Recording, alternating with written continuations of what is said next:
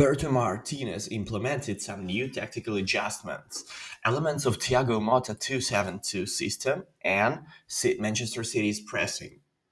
In the first match at the Euro, Portugal managed to secure 2-1 victory over the Czech, but however, for the majority of the game, the Portuguese team parted uninspired and predictable, with the win coming from a last minute surge.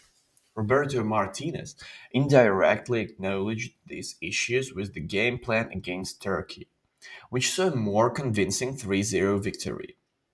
He abandoned the formation 3-4-3 in 4-2-3-1 or 4-3-3, a structure familiar to the players from the predominant friendlies.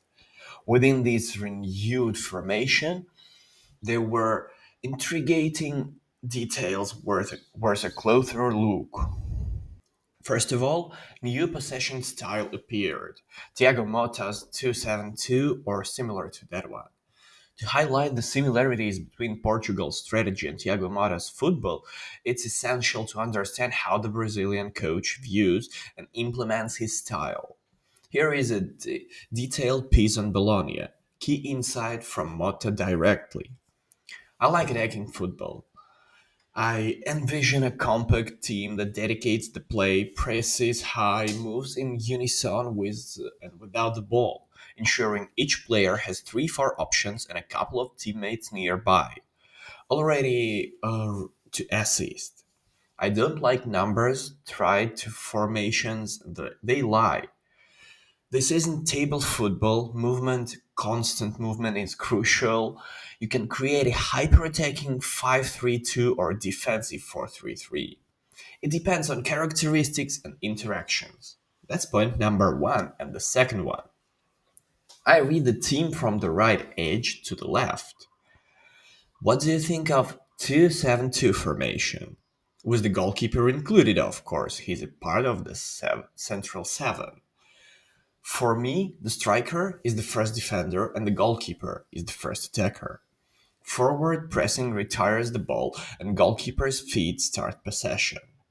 Thiago Motta's horizontal 2-7-2 formation provide insights into his thinking process. It emphasizes field courage, principles, and movement rather than the vertical lines. In horizontal zones, there must be strict adherence to principles. If one player leaves a flank position to move centrally, another must fill the space immediately.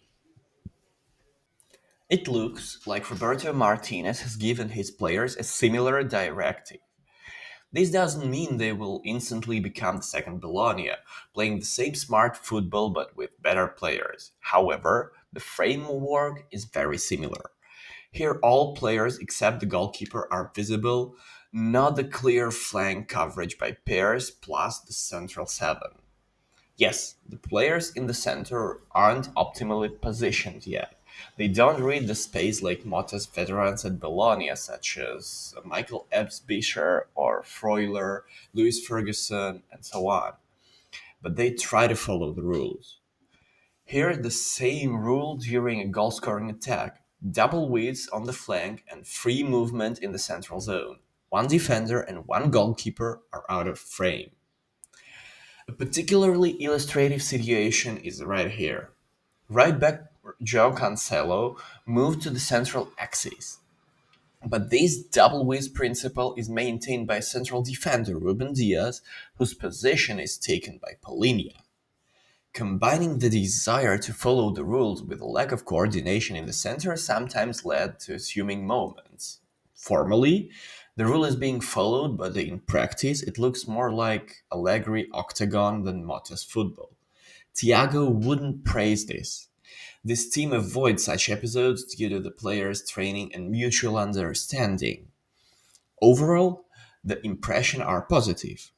The concept helped in the first goal, and before that, there was a confident possession, without a flood of chances, but a stable one. The comical and quickly following second goal meant there was no full test, but the potential is evident. The benefits of this formation are evident too. The scheme provides very good control. If it is doesn't always lead to a high number of chances, Bologna didn't score often by generally created moments than their opponents. The style half mark is considering few goals and controlling counterattacks well. There is also an emphasis on intelligent flank play. Bologna had only 23% of their attacks through the flanks, and that's the 19th spot in Serie A. Portugal has just 18% yesterday, but this was actual flank play, not a stream of aimless crosses. Portugal could benefit from this structure, especially if they develop chemistry among the central players. Yesterday, it was lacking, and in positive episodes, Vitinha role stood out. He read the space well and tries to link players with runs and creating the right options. Manchester City's pressing zone helps position Ronaldo and Leão both in front of attack. In pressing, Portugal used very different principles on the right and left side of the pitch, adopting to the characteristic of the players. Leão and Ronaldo are not known for their willingness to play in strict, demanding pressing system.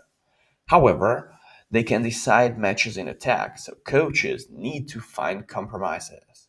A bad solution would be to clash and demand them what they can deliver and then argue.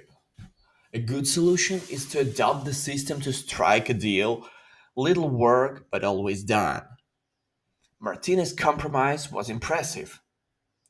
It seems everyone won from this one. And at one point, Leao even enjoyed it. He got so involved that he worked as the fifth defender during positional defense. But that's another stage. In pressing, Leao and Ronaldo started in the left block and didn't leave this zone.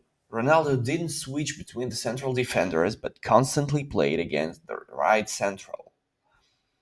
Leao worked against right back, Celik. They were tasted with the necessary minimum of work, especially if opponents didn't make sudden runs, and the Turks didn't.